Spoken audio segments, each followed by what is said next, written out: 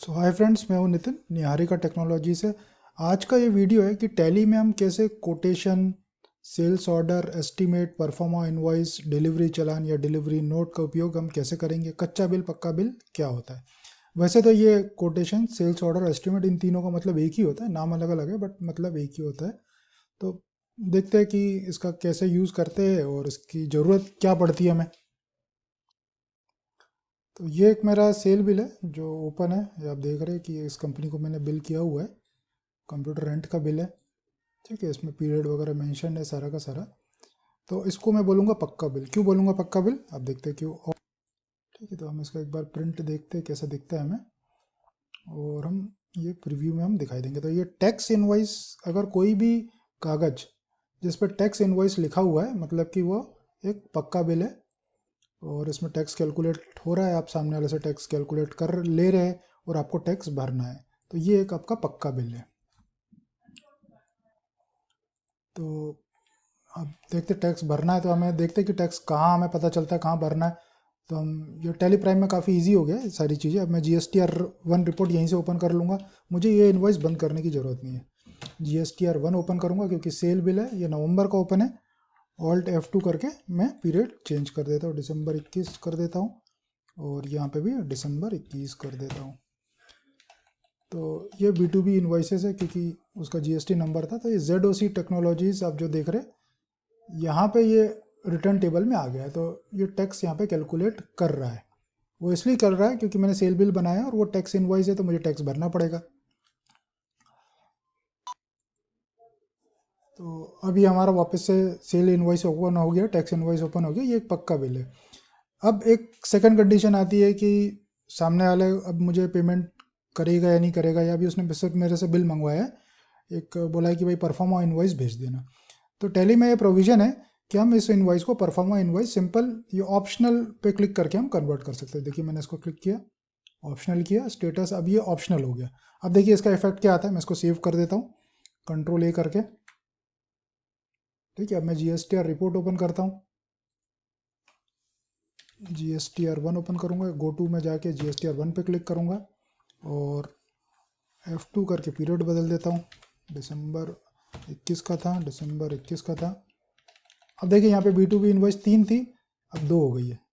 तो यहाँ पे उसका टैक्स इम्प्लीकेशन मतलब वो परफॉर्मा इन्वॉइस बनाने से, कोई भी टैक्स इन्वॉइस को अगर हम परफॉर्मा इन्वॉइस बनाते हैं तो उसका टैक्स इम्प्लीकेशन या अकाउंट्स इन्वेंट्री में पूरी जगह से उसका उसकी वैल्यू खत्म हो जाती है। सिंपल वो एक कागज़ है। यहाँ तक कि अगर मैं इसका ZOC टेक्नोलॉजीज़ का अगर मैं लेजर भी ओपन करके देखूंगा तो मुझे वो इन्वॉइस मुझे नहीं दिखाई देगा। ये पुराना दिखाई दे रहा है बट करंट वो दिसंबर का मुझे वो इन्वॉइस मुझे नहीं दिखाई देगा। सो सिंपली उसको हमने क्या किया, उसको परफॉर्मा इन्वॉइस एक सिंपल एक ऑप्शनल बटन बना पे क्लिक करके एक परफॉर्मा इन्वॉइस बना दिया। तो इससे हमारी टैक्स की लाइबिलिटी खत्म हो जाती है। हमें इसके अगेंस्ट में टैक्स नहीं देना। तो कोई भी इन्वॉइस परफॉर्मा इन्वॉइस है तो उस पर हम टैक्स नहीं भरेंगे। टैक्स इन्वॉइस है तो हमें टैक्स देना पड़ेगा। तो ये आपके ऊपर है कि भाई आपको परफॉर्मा इन्वॉइस सामने वाला आपको पेमेंट कर रहा है या नहीं कर रहा है, आपको उस पर टैक्स भरना है या नहीं भरना है। तो हम उसको परफॉर्मा इन्वॉइस बना सकते हैं। अब मान लीजिए उसने मेरे को पेमेंट कर दिया है, अब मेरे को उसका टैक्स भरना ही पड़ेगा। तो अब मेरे को वो कहाँ दिखाई देगी, तो वापस मैं गो टू में जाऊँगा और ऑप्शनल वाउचर्स। ठीक है, ऑप्शनल वाउचर्स में ये हम ओपन करेंगे इस वाउचर को। ये ऑप्शनल लिखा हुआ है, बस इसको मैं सिंपल हमें रेगुलर क्लिक कर देना है, Ctrl A दबा के मैं इसको सेव कर दूंगा। अब मैं ZOC टेक्नोलॉजीज़ का लेजर ओपन करता हूँ तो मुझे ये सेल वाउचर मुझे दिखाई देने लग जाता है।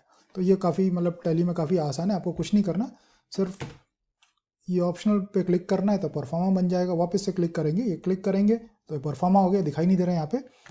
ठीक है, तो टैक्स का इम्प्लीमेंटेशन देखा, प्रिंट में भी हम देख लेते कैसे दिखाई देता है। तो ये देखिए प्रीव्यू में आप देखेंगे तो यहाँ पे ऑटोमेटिकली नाम हमारा इनवॉइस का परफॉर्मा इनवॉइस बन जाता है सिंपल एक बटन क्लिक करने से। तो ये टैली का काफ़ी मतलब बहुत ही बढ़िया फीचर है, इसको आप यूज़ कर सकते हैं। इसको मैं रेगुलर कर देता हूँ। अब मुझे इस पर टैक्स भरना पड़ेगा, इसको मैं प्रीव्यू कर लेता हूँ। तो ये देखिए टैक्स इनवॉइस आ गया। तो टैक्स इनवॉइस का टैक्स कैलकुलेशन होगा, टैक्स आपको भरना पड़ेगा। परफॉर्मा इनवॉइस सिंपल एक कागज है आपका दिया हुआ है कि हाँ आप मेरे को पेमेंट कर दो, अगर आपको समझ में आ रहा है तो आप मुझे पेमेंट कर दो। तो एक बात तो हमें समझ में आ गई कि भाई परफॉर्मा इनवॉइस क्या होता है। अब हम ये देखते हैं कोटेशन, सेल्स ऑर्डर, एस्टिमेट क्या होता है या इसको हम कैसे बना सकते हैं। तो अब मुझे सेल्स इनवॉइस को तो मैं परफॉर्मा इनवॉइस बना सकता हूँ, ठीक है, बट मैं सेल्स इनवॉइस को चाह रहा हूँ कि कोटेशन बन जाए या डिलीवरी चालान बन जाए, तो वो पॉसिबल है सिर्फ प्रिंट में। आप पॉसिबल है, ठीक है, जैसे मैं प्रिंट में जा रहा हूँ, ठीक है, प्राइम में सब चीज़ें काफ़ी आसान है। तो यहाँ पे टाइटल मुझे बदलना है, टाइटल पे क्लिक करूँगा, टैक्स इनवॉइस की जगह मैं बोलता हूँ कि यार ये टैक्स इनवॉइस नहीं, मैं सामने वाले को कोटेशन दे रहा हूँ, कोटेशन दे दिया मैंने, ठीक है। अब हमने इसको सेव किया, अब इसको प्रीव्यू में देखता हूँ, तो सिर्फ टाइटल बदल दिया। तो टाइटल बदल देने से इस पर टैक्स की इम्प्लीकेशन, सामने वाला भाई, सामने वाला आपसे टैक्स क्लेम नहीं कर सकता, बट टैली इस पर टैक्स कैलकुलेट करेगा, ठीक है, क्योंकि आपने सिर्फ इसका टाइटल बदला है। टाइटल बदल देने से कोई ये सेल्स इनवॉइस या टैक्स मतलब इसकी वैल्यू आपको इस पर टैक्स भरना ही पड़ेगा। अगर आप सेल्स इनवॉइस का नाम बदल देते हो, कोटेशन कर देते हो या डिलीवरी चालान भर दे कर देते हो, तो सामने वाले के लिए तो वो कोटेशन या डिलीवरी चालान रहेगा, बट टैली के लिए ये अभी भी सेल बिल ही है, ठीक है। अगर हम इसको मैं सेव कर देता हूँ, कंट्रोल ए दबा देता हूँ, और यहाँ पे मैं GSTR1 ओपन करता हूँ अपना, देखता हूँ टैक्स दिखता है कि नहीं दिखता। ऑल्ट F2 किया, दिसंबर का मैंने ओपन किया, दिसंबर को ओपन किया, तो टैक्स आपका कैलकुलेट होगा, ठीक है। तो क्या हुआ, टाइटल हमने बदल दिया, तो टाइटल हम कोई भी इनवॉइस का जो चाहे हम टाइटल कर सकते हैं। बाय डिफ़ॉल्ट टैक्स इनवॉइस रहता है, ठीक है, आपको उसको कोटेशन लिखना है या लिखना है, बट वो कोटेशन है नहीं, टैली के हिसाब से वो टैक्स इनवॉइस ही है। तो अब टैली में हम देखते हैं कि कोटेशन बनता कैसे, भाई टैली के लिए कोटेशन या डिलीवरी नोट कैसे बनता है। तो क्वेश्चन सबसे पहले ये है कि भाई कोटेशन की ज़रूरत क्या है। भाई कोटेशन की ज़रूरत इसलिए है क्योंकि उसमें मैं टर्म्स एंड कंडीशन अपनी लिख सकता हूँ। अब सेल बिल में मैं तो बहुत सारी टर्म्स एंड कंडीशन नहीं लिख सकता कि भाई मैंने भाई कंप्यूटर आपको किराए पे दे रहा हूँ, अगर आपने नहीं वापस किया या रेंट नहीं दिया तो भाई आपको इतना पैसा चार्ज होगा, या जो भी मेरी कंडीशन है वो सारी की सारी मैं कोटेशन में लिख सकता हूँ। मैं बार बार सेल बिल में तो नहीं लिखूंगा, तो उसके लिए मैं क्या करता हूँ, कोटेशन बनाता हूँ, ठीक है। या फिर मतलब ये है कि भाई सामने वाला मेरे से कुछ मांग रहा है तो उसको मैं कोटेशन दे सकता हूँ। सो आइए देखते हैं कैसे अपन टैली में हम कोटेशन बनाते हैं। सो कोटेशन का वाउचर बनाने के लिए मैं क्या करूँगा, गेटवे ऑफ टैली पे आ गया, ठीक है। यहाँ पे क्रिएट में जाके मैं वाउचर टाइप में जाके यहाँ पे मैं एक नया वाउचर टाइप कोटेशन का क्रिएट करूँगा। अभी मैंने क्रिएट कर रखा है, तो मैं आपको दिखा देता हूँ। अल्टर में गया, वाउचर टाइप में गया, फिर मैंने इतने सारे कोटेशन बनाया, तो यहाँ पे रेंटल सेल्स ऑर्डर, ठीक है। तो रेंटल सेल्स ऑर्डर है, तो कोटेशन हम बनाएंगे तो इसका वाउचर टाइप हमें सेल्स ऑर्डर ही सिलेक्ट करना है। वाउचर नंबरिंग जैसा भी आपको चाहिए, ठीक है, आपको वो ऑप्शन आप ले सकते हैं। तो ये सारी चीज़ें तो वैसे की वैसी रहेगी। अब कोटेशन में क्या भाई एडवांटेज क्या मिल रहा है कि यहाँ पे मैंने डिक्लेरेशन में ये काफ़ी सारा चीज़ें डाल दी है कि भाई कुछ भी अगर ख़राब होगा या जो भी कुछ अगर मतलब ख़राब होता है तो हम उसको बदलेंगे, सब सपोर्ट नहीं देंगे साइट पे, डैमेज होगा तो 18,000 रुपये चार्ज करेंगे। तो ये सारा फ़ायदा हो जाता है कोटेशन का कि हमने भाई ये सारे भाई हम कोई भी चीज़ को कोट कर रहे, ठीक है भाई, जैसे गवर्नमेंट डिपार्टमेंट में हम कोटेशन देते हैं तो हम अपने एक वर्ड में हम कॉपी कर लेंगे और यहाँ पे लाके डिक्लेरेशन में पेस्ट कर देंगे, तो ये डिक्लेरेशन ऑटोमेटिकली कोटेशन में आ जाएगा। भाई सेल बिल में आए तो अच्छा नहीं लगता, तो हम इसको कोटेशन में ले आते। तो rental sales order under sales order हमें बनाना है, तो ये मैंने बना लिया है।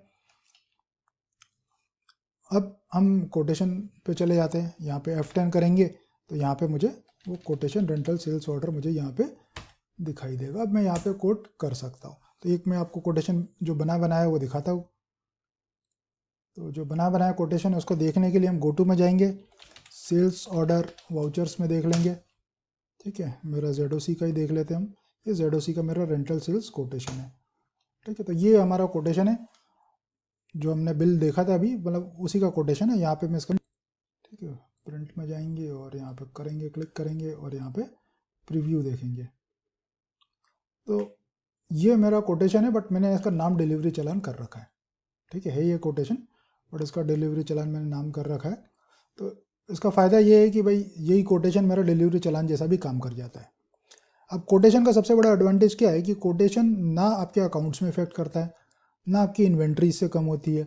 सिंपल ये कोटेशन है जैसे कि हमने कागज़ पे लिख के दे दिया कि भाई ये रेट है, जो हम हाथ से लिख के दे रहे हो हमने कंप्यूटर में टैली में डाल दिया है। हमारी टर्म्स एंड कंडीशन ये, अगर आपको हमसे समझ में आता है तो ले लो, तो हम आपको बिल बना देंगे, और नहीं तो हम इसी पे काम कर लेंगे। तो इसी का नाम मैंने डिलीवरी चालान कर रखा है, क्योंकि नहीं तो मुझे अलग से डिलीवरी चालान बनाना पड़ता है। तो टैली में क्या है कि ये कोटेशन है। अभी हम इसको देखते हैं कोटेशन, इसका मैं नाम बदल देता हूँ तो क्लियर हो जाएगा। इसको कॉन्फ़िग यहाँ पे हम टाइटल में कोटेशन कर देते हैं या सेल्स ऑर्डर कोटेशन कर देंगे। ठीक है, अब हम प्रीव्यू देखेंगे तो ये हमारा, तो ये कोटेशन या सेल्स ऑर्डर, तो इसका हम नाम करेंगे तो ये कोटेशन एंड सेल्स ऑर्डर ही है। ठीक है, क्योंकि हमने वाउचर टाइप से रेंटल से उसको सेल्स ऑर्डर के अंदर में हमने ये वाउचर टाइप क्रिएट किया हुआ है। तो इस कोटेशन को हम एज अ डिलीवरी चालान भी कभी कभी यूज़ कर लेता हूँ और कभी कभी मैं इसे कोटेशन जैसा भी यूज़ कर लेता हूँ। ठीक है, क्योंकि डिलीवरी चालान बनाएंगे तो हमें 2 कागज़ और प्रिंट करने पड़ेंगे। तो एक हम टैली का एक स्टैंडर्ड प्रोसेस देते हैं। ये मैंने कोटेशन बना दिया, या सेल्स ऑर्डर एक ही बात होती है, तो कोटेशन बना दिया। अब इसको मैं सेव कर देता हूँ, या इसका मैं एक और बार हम नाम, तो नाम कहाँ चेंज होगा, प्रिंट में। यहाँ पे जाएंगे कॉन्फिग, यहाँ पे टाइटल में करूँगा, यहाँ पे सेल्स हो, सेल्स। ठीक है, सेल्स ऑर्डर, कोटेशन, एस्टीमेट, सब एक ही बात है, तीनों का मतलब एक ही होता है।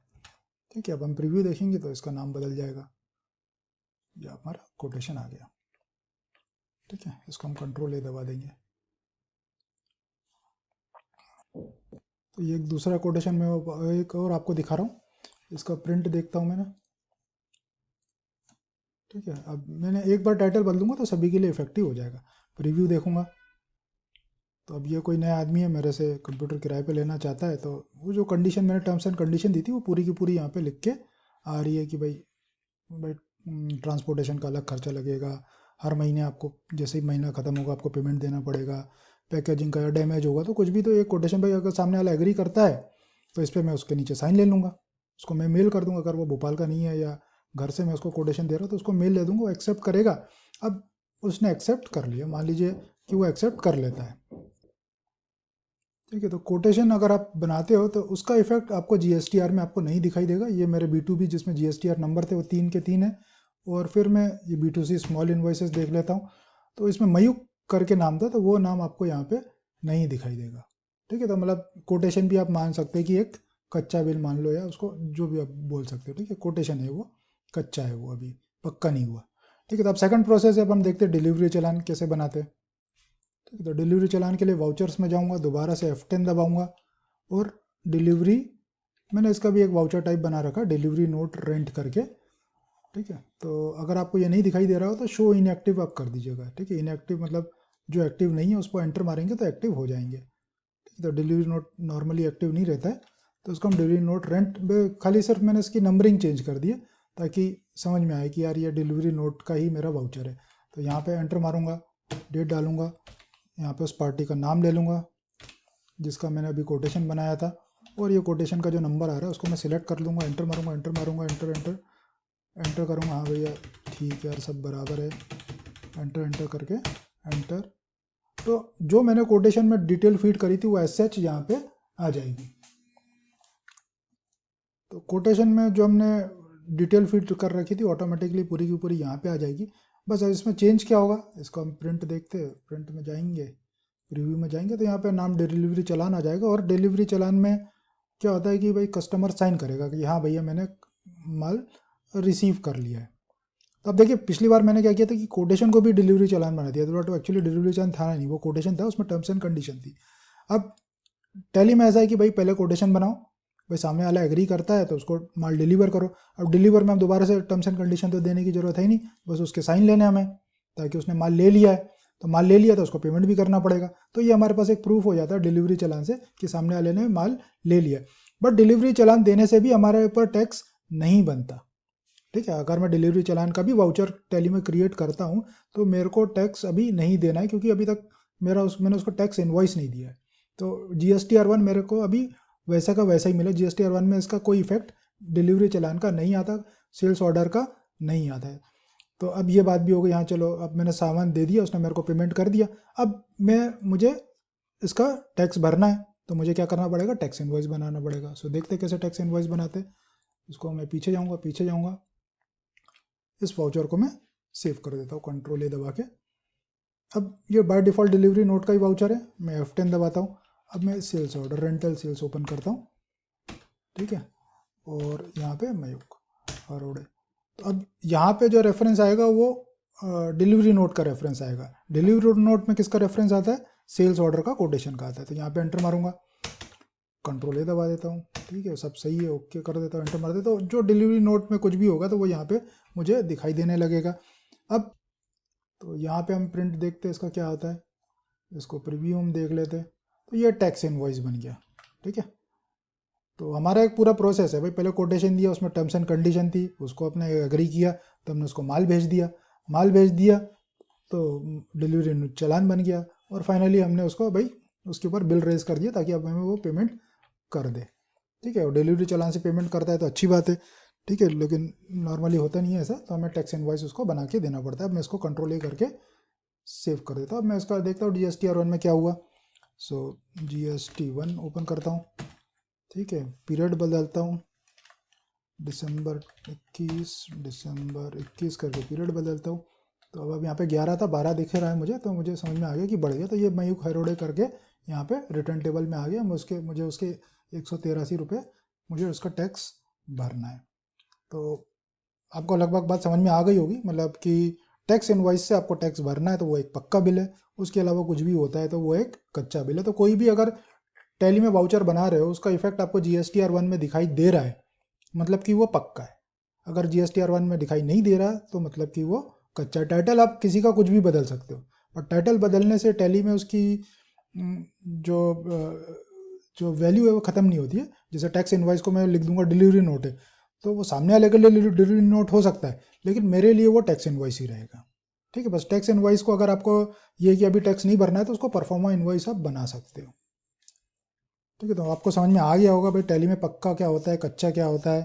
भाई पक्का मतलब कि जिसमें टैक्स भरना है वो पक्का है, जिस पे इनवॉइस लिखा है वो पक्का है, जिस पे डिलीवरी चालान लिखा है या कोटेशन लिखा है या सेल्स ऑर्डर लिखा है या एस्टीमेट लिखा है तो वो कच्चा है, ठीक है।